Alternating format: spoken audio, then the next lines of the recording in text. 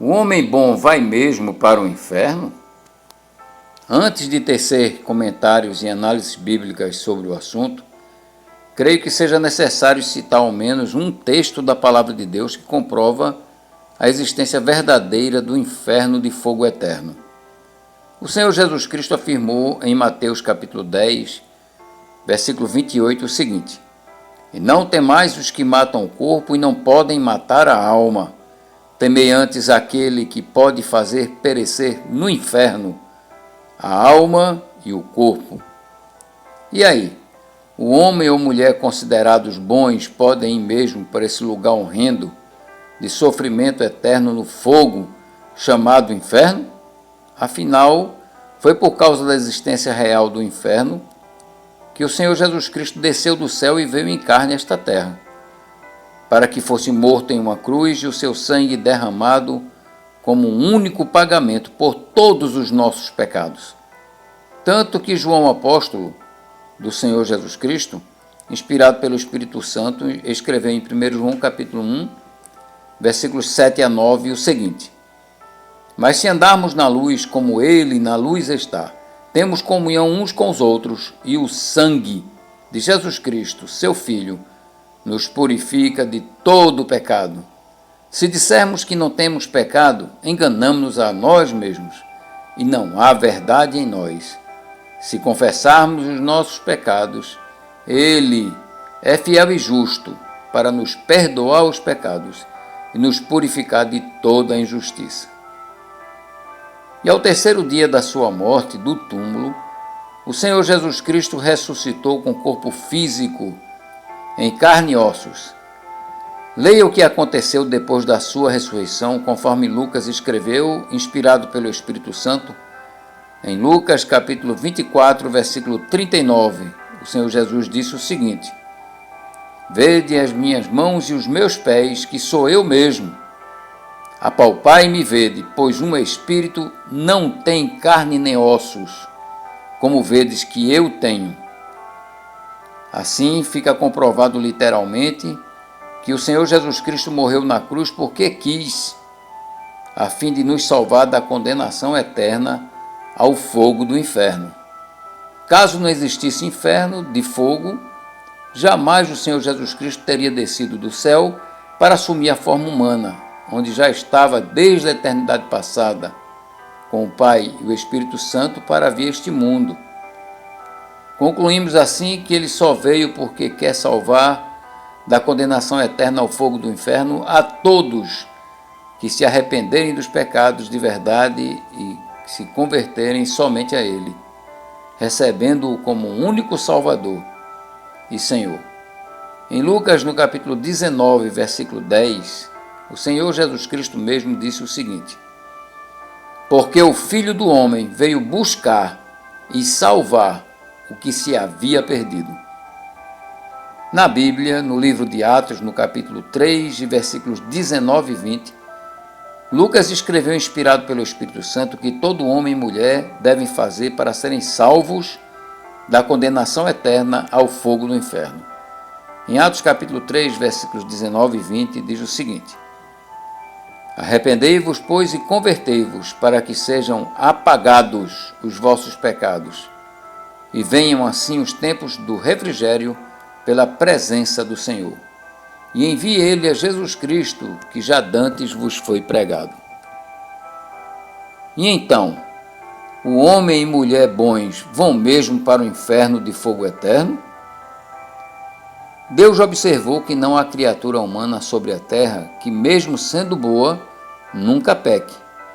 Em Eclesiastes, no capítulo 7, versículo 20, diz assim: Na verdade que não há homem justo sobre a terra que faça o bem e nunca peque.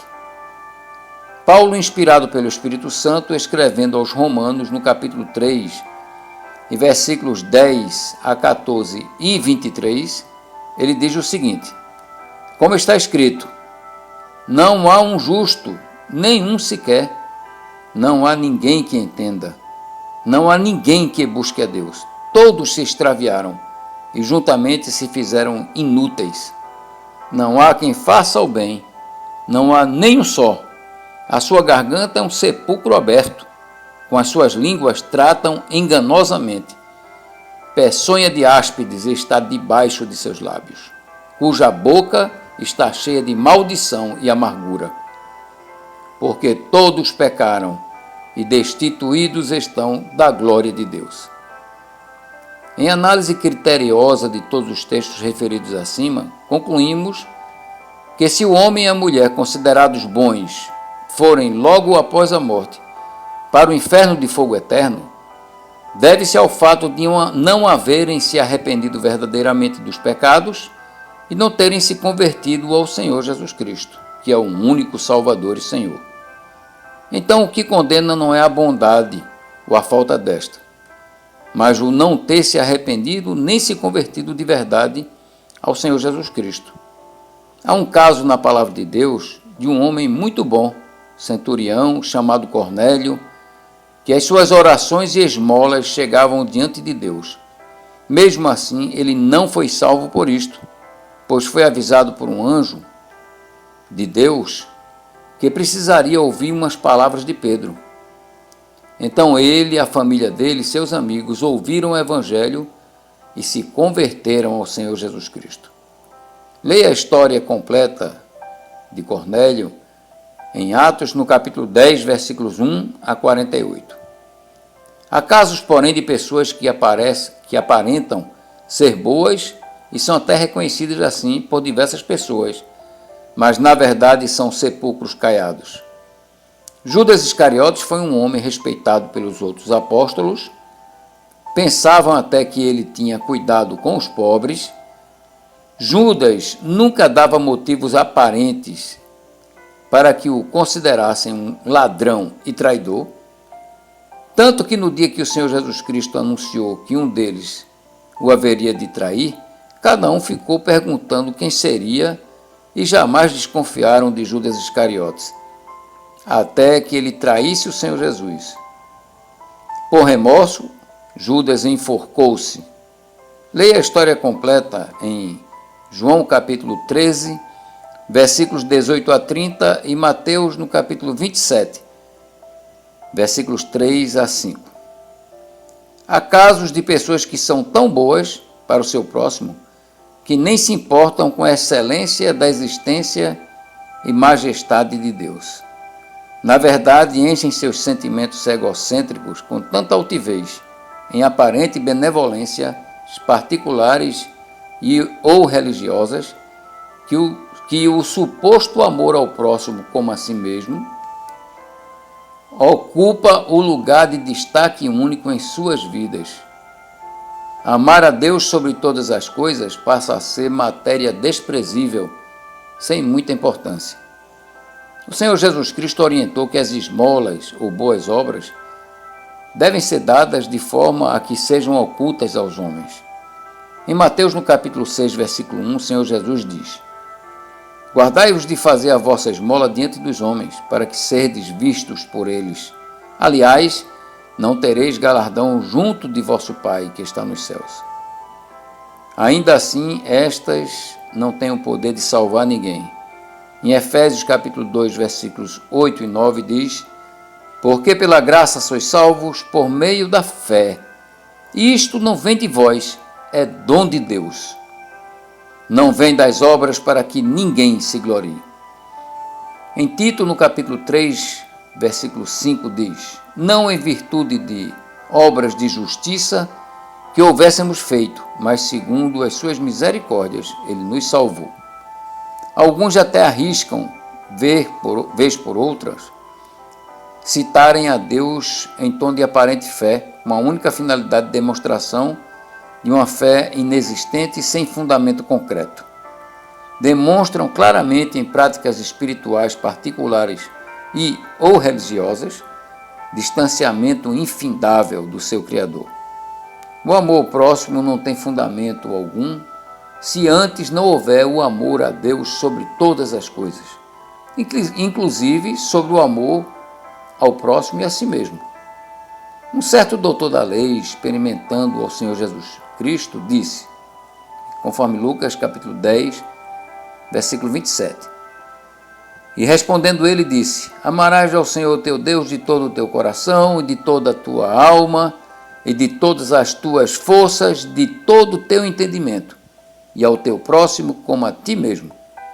Em resposta a essas palavras, o Senhor Jesus Cristo lançou contra o tal doutor da lei suas próprias afirmações, sugerindo que ele deveria praticar o que sabia tão bem. Observe que o Senhor Jesus não o retrucou, mas disse que observasse o que ele mesmo havia respondido. Veja no próximo versículo, que é em Lucas, no capítulo 10, versículo 28, que o Senhor Jesus disse: E disse-lhe: Respondeste bem, faze isto e viverás. É impossível alguém amar a Deus sobre todas as coisas sem aceitar o seu plano eterno de salvação, que é o Senhor Jesus Cristo. Era o que o tal doutor da lei precisava fazer.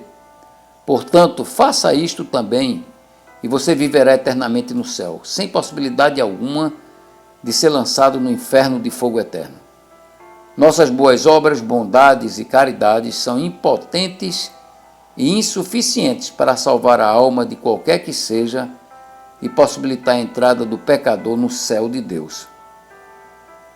Lembra-se do texto que nós lemos antes, em Efésios capítulo 2, versículos 8 e 9, que diz: Porque pela graça sois salvos por meio da fé, isto não vem de vós, é dom de Deus, não vem das obras. A salvação não vem das obras, para que ninguém se glorie.